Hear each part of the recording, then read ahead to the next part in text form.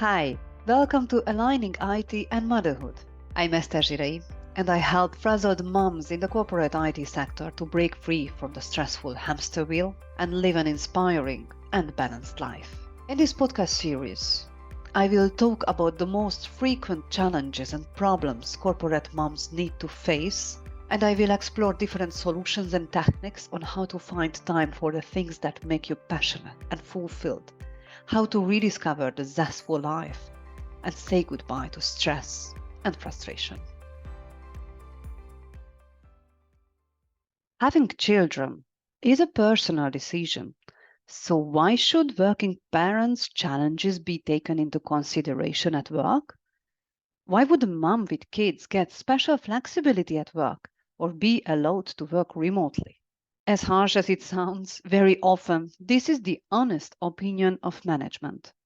The belief that working parents should not receive special flexibility or remote work options is often silently embedded in company culture, HR policies, and unspoken expectations. In this episode, I'll explore the ethical implications and discuss why it is in companies' best interest to support working mothers. First of all, looking at the question from a working mom's point of view, ignoring the special needs of working parents is not just unethical, but unfair. I was blown away when I first realized how the corporate world has been designed primarily with men in mind, with stay at home wives in the background, who could therefore easily combine work and family life and become successful at work. So it is not a mystery anymore why it is so extremely hard to align work and motherhood. And to add another layer, it is also challenging to thrive in a man dominant IT world where an ambitious woman is often labeled aggressive and masculine. Secondly, due to the structure that is not family friendly, working parents, especially mothers, are frequently forced to make difficult choices with lasting effects on their careers.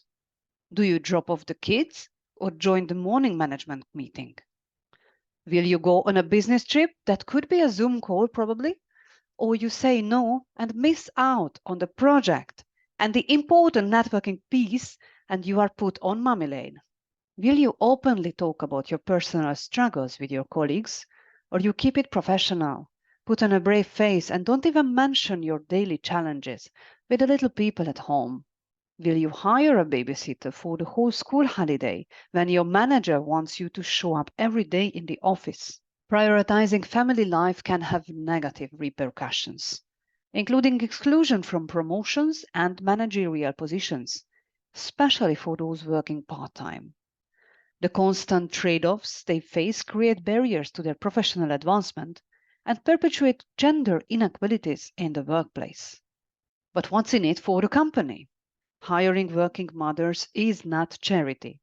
If we look at it from the employer's point of view, why would they choose to support those working parents?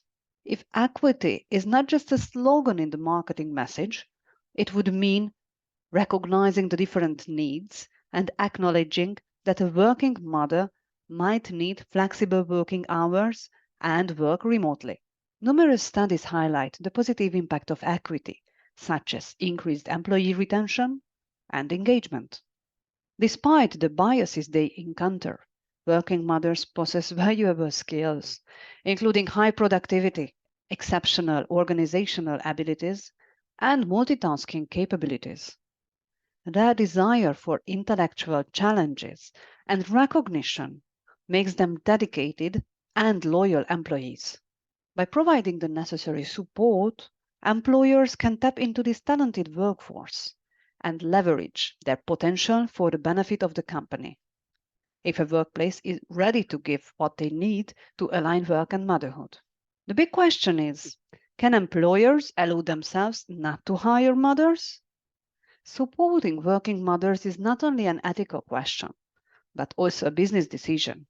Excluding them from the workforce or setting unrealistic expectations not only undermines fairness, but also leads to missed opportunities for growth. Or if they need moms to be in the workforce, can they treat them as anyone else Can they have the same expectations toward mothers, no matter what, and therefore set them up for failure?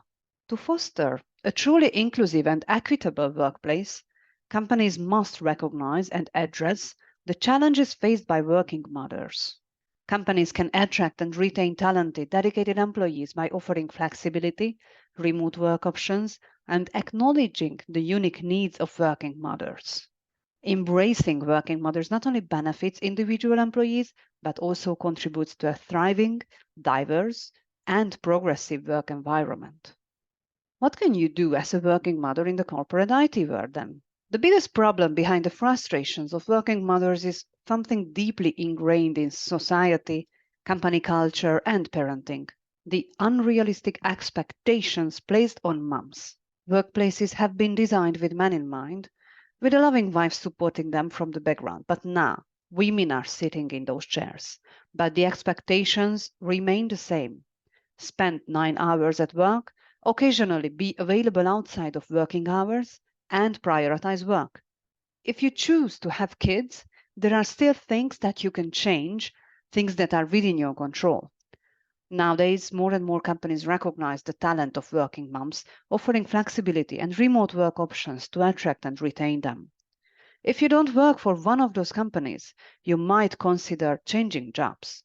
However, it's always a good opportunity to start conversations about these benefits at your workplace. The thing is that silent expectations are dangerous and create a lot of frustration. We need to start openly discussing them and understanding the real expectations at work. Is it a problem if you leave earlier to pick up the kids? Can you find a solution that works for both you and the company? Maybe attending the Monday management meeting is a must, but on other days you can start later.